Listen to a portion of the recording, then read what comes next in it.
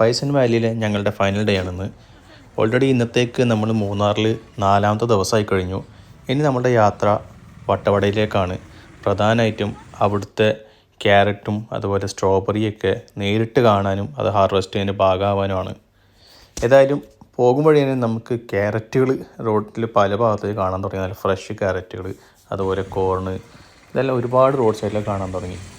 ഇന്നത്തെ ദിവസത്തെ പ്രത്യേകത എന്താ വെച്ചാൽ കഴിഞ്ഞ ഇത്രയും ദിവസം പോലെയല്ലായിരുന്നു. ഇന്ന് റോഡിൽ ട്രാഫിക് പതിവിൽ കൂടുതലായിരുന്നു. അതിൽ പ്രധാന കാരണം എന്ന് വെച്ചാൽ ഭൂരിഭാഗം ടൂറിസ്റ്റുകളും ഔട്ട്സൈഡ് കേരള നിന്നാണ്. അതായത് പ്രധാനമായിട്ടും നോർത്ത് ഇന്ത്യൻസ് ആയിരുന്നു കൂടുതലുണ്ടായിരുന്നത്. അതുകൊണ്ട് തന്നെ റോഡിൽ ആ ഒരു ട്രാഫിക് നമുക്ക് ശരിക്കും അനുഭവിക്കാൻ പറ്റി.